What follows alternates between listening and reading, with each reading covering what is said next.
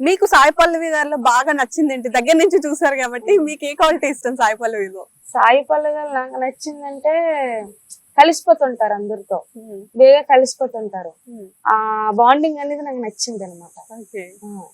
So మీరేం చెప్తారు? నా చైతన్య గారిలో మీకు ఏం నచ్చిందంటే ఏం చెప్తారు?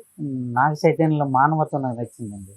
మానవత్వం దృక్పథంతో దగ్గరికి చేరదీసి మత్స్యకారులని వేదిక రమ్మని పిలవడం. సో ప్రీ రిలీజ్ ఈవెంట్ లో కూడా మత్స్యకారులు అందరినీ వేదిక మీదకి రండి అని చెప్పి అంత గౌరవంగా పిలిచారు. అసలు ఎక్స్పెక్ట్ చేశారా అంతని పిలుస్తారు? నిజంగా అంత గౌరవం పిలుస్తారు అనుకున్నాను. అంత గౌరవంగా మత్స్యకారులకి అంత గౌరవంగా పిలుస్తారని అనుకోలేదు. చాలా గౌరవించారు.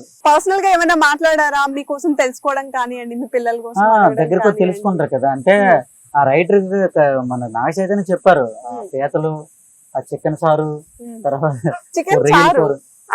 చింతపండు సార్ అంటారు కదా, చికెన్ సార్ ములమోకలు ఏంటి వేస్తారు కదా, అవన్నీ ఆయన మన నాగ చైతన్య చెప్పారంటే వండమని. వట్టలండి కానీ ఏడిదే రప్పించకండి, అంతా మీరు ఏది వండుకుంటే అది తింటామని చెప్పారంటే. మీరు షూటింగ్ అయినప్పుడు పర్సనల్ గా వెళ్ళి చూస్తారా? కొన్ని అనకాపల్లిలో ఒక షూటింగ్ అయింది, అక్కడ చూసాం.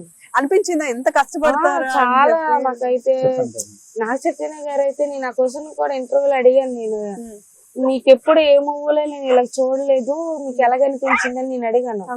దానికైతే అతను ఒక చెప్పుకొచ్చారనమాట, నేను ఏదైనా కష్టం పక్కన పెట్టేస్తాను, ఎలా ఉండాలి ఓ మత్స్యకారుల్లో ఎలా ఉండాలి అది నేను తెలుసుకోవాలని అలాగ ఉన్నాను అనేసి అన్నారు. తన డ్రెస్సింగ్ స్టైల్ కానీ అలా బనియన్స్ లో ఒకసారి సెట్ లేకుంటే ఎండలో ఒక బనియన్ తో ఉండడం కానీ చాలా ఇంత కష్టమా. సాయి పల్లవి మేడం గారు అయితే డాన్స్ షూటింగ్ తీసారు. అసలు ఎన్నిసార్లు ఒకే స్టెప్ ఎన్నిసార్లు వేసారంటే ఎంత కష్టం అనిపించింది. అసలు మేము చూడడానికి మాకు చిరాకు అనిపించినట్టు ఒకటే 20 సార్లు వేయడం అలాగా. కానైతే మాకైతే ఇంత కష్టమా, మనం ఒక పదంతో తీసి పారేస్తాం. మూవీ బాగలేకపోతే బాగలేదు అనేస్తాం, కానీ ఆ మూవీ తీయాలంటే ఎంత కష్టపడాలో అంత కష్టపడ్డారు చాలా. అప్పుడు మాకు అనిపించింది ఇంత కష్టం ఉంటుందా మూవీ తీస్తే అనిపించింది. నైస్.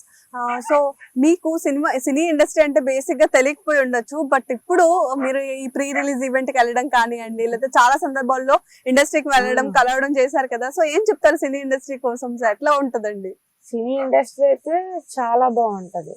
చాలా నేను ఆల్రెడీ అన్నపూర్ణ స్టూడియో మొత్తం సినిమాలు చూసి ఇంకా బ్రతుకుందేమో అనిపిస్తుంది. అన్నపూర్ణ స్టూడియో సినిమాలు చూస్తే ఇంకా బ్రతుకుంది. కొందరు అంటారు కదా సినిమాలు పెద్ద చూడరు, ఎందుకు చూడరండి, ఎలాంటి సబ్జెక్ట్ ఉండి ఎలాంటి ఉంది ఎందుకు చూడరు, ఇంకా బ్రతుకుందేమో అనిపిస్తుంది. ఇంకా సినిమాల మీద ఇంకా ముగ్గు చూపిస్తారు ఇంకా. సో మత్స్యకారుల కష్టాన్ని కళ్ళకి కట్టినట్టు చూపించారు.